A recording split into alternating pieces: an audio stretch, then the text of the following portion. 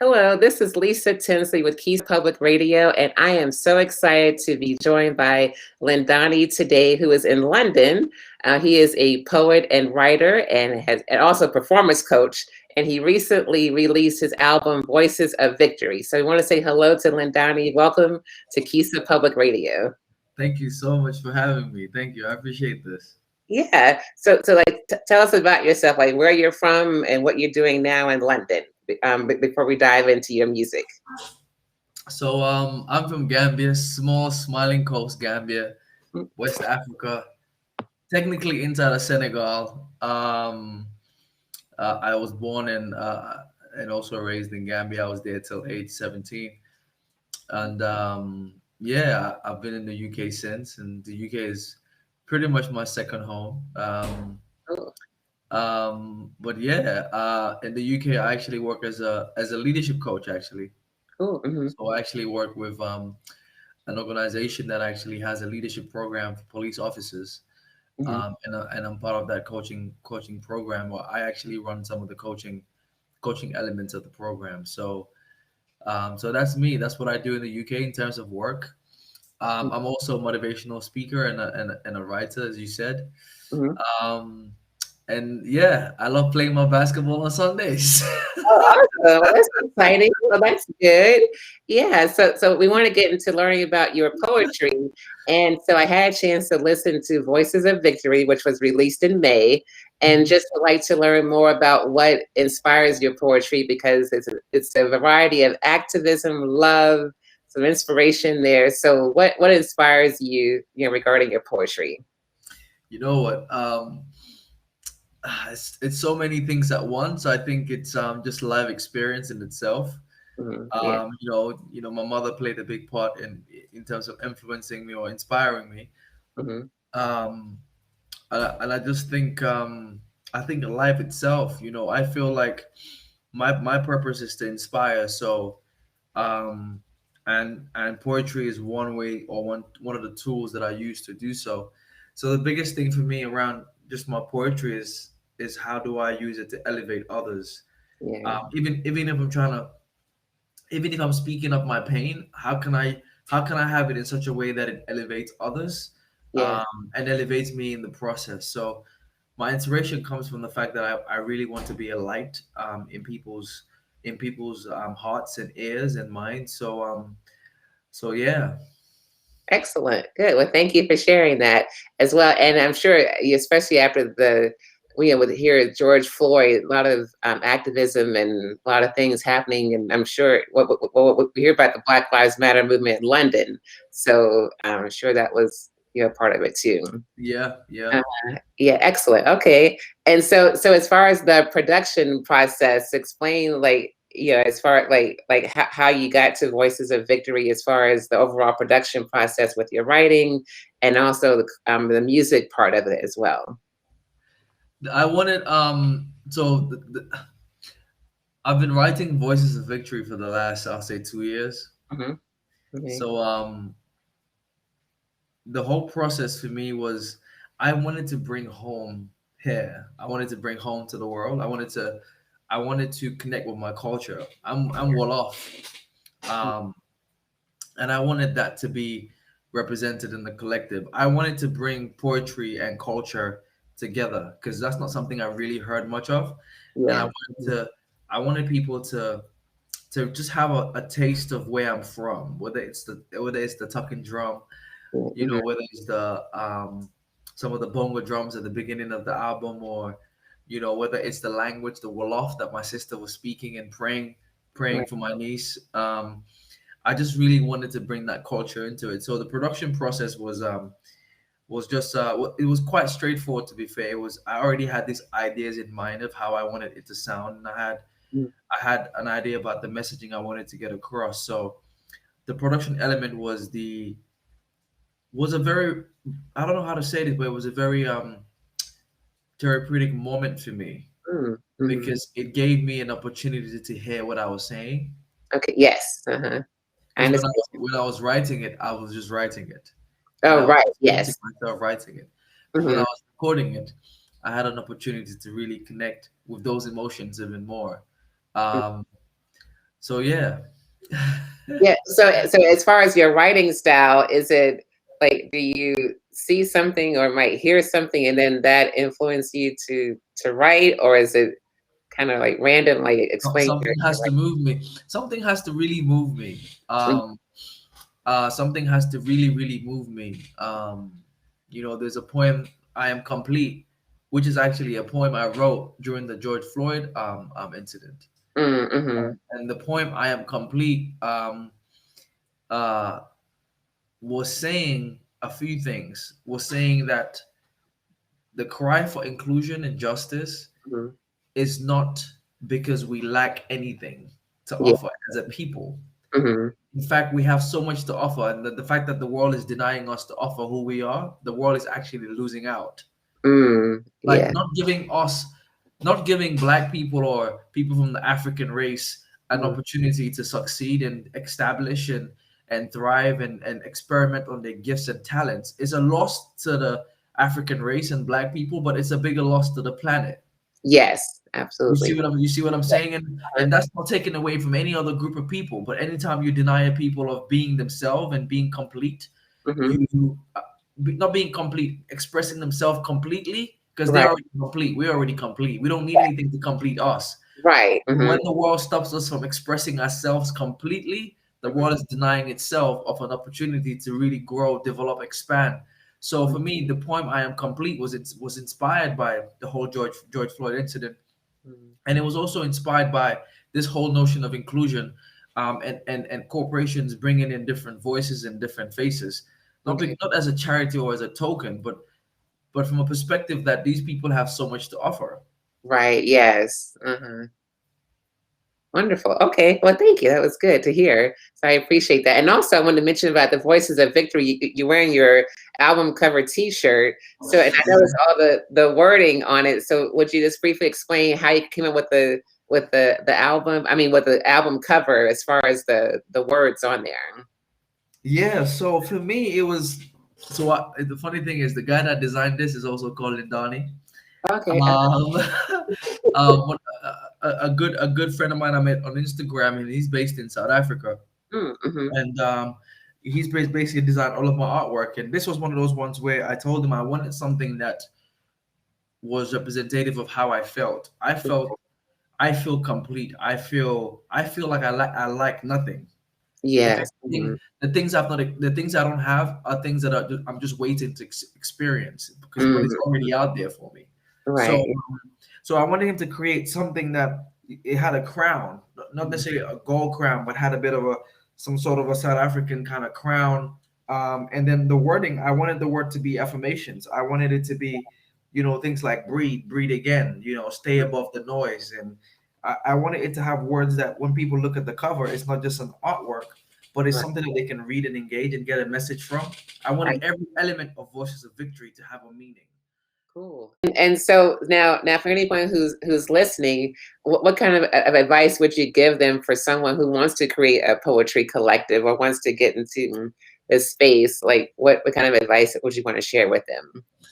I would say that the first thing is, write, express yourself. Mm. Don't overthink it. Okay. Yeah. The deepest side to us is not the side that you overthink. The deepest Mm. side to us is the side that you allow to flow. There's a reason why the ocean flows. Yes. Oh, yes. Uh-huh. Right. So just flow. We put Hmm. things down. Don't have an end goal in mind. When I'm writing, I don't have an end goal in mind to say I'm gonna use this to do this and do it. I just write because at that point, that's freedom for me. Yes. Hmm. And that freedom will be reflected when you start recording, when you start publishing. That, Okay. that Yeah. people would hear that voice of freedom. People will read that freedom. They will sense it. And Hmm. so my advice would be just be free and express yourself and write whatever comes to your mind and don't overthink it. Don't Okay. try to be too technical with it. Oh, Uh, right. Yeah. and and then go and record it. Find an environment that understands what you're trying to do and the message you're trying to get out there, Hmm. and go and record it and go and do something different. To be fair with you, Voices of Victory came sound how it sounds because me and Taylor have discussed this many times. I don't really see myself as a poet. Okay. Hmm. I see myself as me, Mm. and Mhm. and I reflect so many things, and poetry is one of those things that I reflect as a gift. But Yeah. I'm not a fan of being put in a box. As you know, the world has been trying to put us in a box for a long time. So I'm not a fan of being put in a box. So I'm Mhm. saying, write, express yourself. Don't put yourself in the box. Go Mhm. to a studio, think of sounds, think of ideas, put it together, Yeah. experiment it, and Mhm. then put it out there to bless people. And I think when you put it out there to bless people, it will open doors for you. And it will, Yes. for me, the biggest thing has been the people I meet and people like yourself and having conversation with. I'm excited. I'm okay with that. Okay, right, yes. You know what Uh-huh. I mean? Yeah, I understand. Yes, I'm so glad you brought up about overthinking because I wanted to go into like the performance coach part of you as well. And so because I'm guilty of overthinking and I wanted to speak with you about clarity because as a performance coach and motivational speaker, a lot of times we need clarity in what we want to do and how to grow in life. So we'll kind of switch hats and kind of go the motivational route and tell our audience about clarity and like how to achieve it and just what to do because there are many of us that need that in our lives. Yeah, that is so powerful. My favorite word is actually clarity. Oh, okay, awesome. Okay. Yeah, we'll call it the clarity hour. We all get clarity. Yes, but it's so important because I've had to learn that too. Because if you don't have that, then you're just kind of like all over the place and wondering what's going on. But yeah, so I'll let you speak about that as Yeah. a performance coach. No, thank you so much for bringing that up because for me, clarity is how you find yourself. Mm-hmm. Clarity is where you find meaning. Right. Yes. Uh-huh. Clarity is when you are above the noise and the distractions. Mm-hmm. Clarity is when you're not operating based on fear, Mm. Yeah. based on knowing. Mm-hmm. Now, Right. it's a process to get there, Yes. Uh-huh. Yeah. and it's a consistent process. Before I used to think you write down your goals, for example, and you want to do this, and do that, and that's clarity. It Mm-hmm. is the first day, Yes. and I give it 2 more days, and when the world hits you with distractions and things happening and opportunities coming by, Mm-hmm. then you realize you get clouded again. It's like a car driving on a motorway on a highway, and Yeah. there's snow coming around. You knew where you were going, but because of this snow coming around, if you don't have the wipers on, you're gonna crash. Exactly. Mm-hmm. Yeah. Clarity is that same thing. Clarity is like shower. You need it every day. It doesn't matter if you've had it for the last 30 years. So Mm-hmm. how I started dealing with clarity for me was this. It became very practical. Mm-hmm. And for me, clarity, the question around clarity was, what do I want to be known for? Mm. Mm. For me, Mm-hmm. that's my biggest question of clarity. What do Okay. I want to be known for? Mm-hmm. And I told myself I'll only choose one thing because I tend to be able to do many things, and that in itself can be distraction and cloudy. And I wanted to be able to focus on one thing, Okay. and then identify the tools that I have to do the one thing. Mhm. So the one thing I said I wanted to be known for was someone that inspired and elevated people, Okay. right? Elevated nations, elevated governments, Mhm. motivational. That was the one thing I identified, and I was like, what tools do I have to make this happen?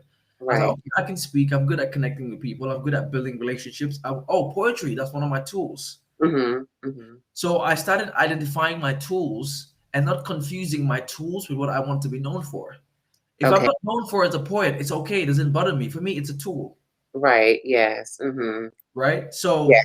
that also shapes how much effort I put into it, how I work around it.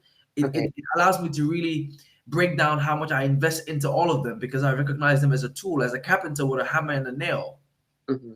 But Mm. what the carpenter wants to be known for is a carpenter, Okay. Yes. Mhm. right? So Yes. then I created this list. I call it the clarity formula.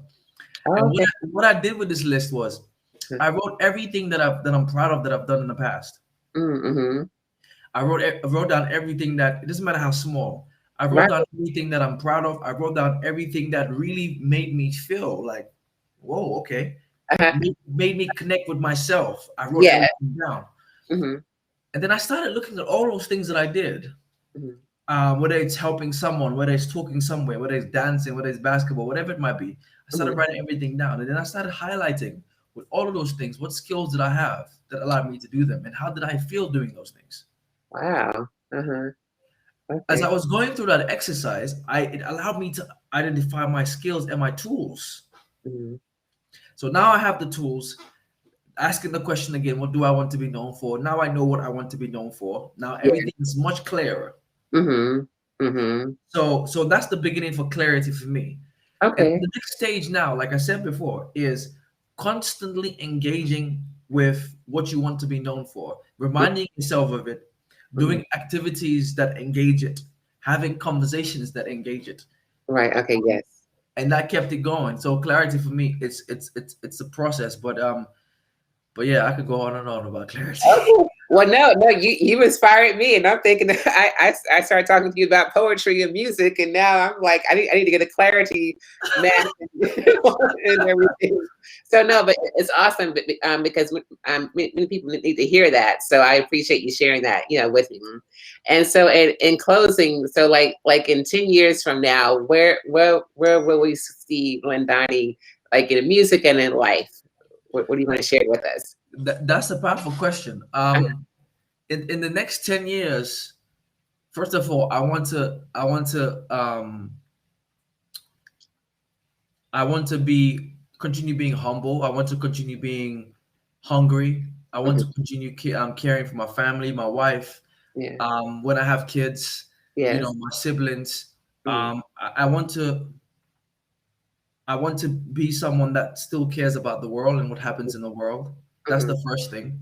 Okay. Uh-huh. Um, but for me, most importantly, I want wherever I step my foot in, I want to be able to have an impact. I want to be able to be there and support others. I want to be able to be free Yes. and Mhm. not feel restricted. Right. Mhm. So if my legacy basically would be the person that goes into places and build networks and build relationships and starts of conversations that allow governments, individuals to transform and see their greatest self. That would Okay. be my legacy. That would be me 10 years, I think. Yeah. Excellent. Okay. Well, looking forward to it. That's awesome. And so tell our audience where they can find you on social media, on YouTube, Instagram, and all that good stuff. They can find me anywhere really. I'm everywhere. But actually, I'm not active everywhere, but I'm pretty much everywhere. Okay. I'll say Instagram and LinkedIn are the two places that I'm really active on. Okay. Um, and it's just I am Lindani. That you type in I am Lindani, they will find me on Instagram, and also my website. If you go to iamlindani.com, you'll find some of the stuff that I'm doing or projects that I have coming out as well. But Cool. yeah, connect and yeah, let's make the world a better place. It's already a great place, but we can make it a better place. Absolutely. Yes. Yes. Absolutely. It was a pleasure speaking with you, and I thank you for joining us with KISA Public Radio. And we'll definitely feature your music and learn more about you in the future, because I will have to bring you back to talk about some motivation moments. So definitely have to do that. Yes. Anytime, anytime. Okay. Thank you All so much. right. Thank you.